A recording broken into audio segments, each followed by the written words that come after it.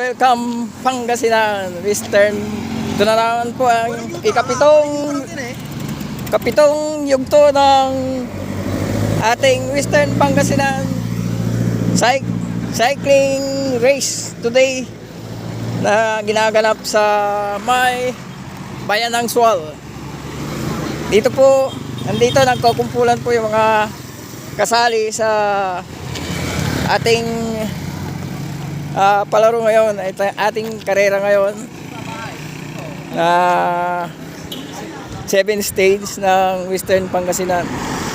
So nandyan sa kabila nagre-reorganize at malapit na po sisimulan na, ikot sila ng parte ng Dumalandan by Sukuni back to Sual.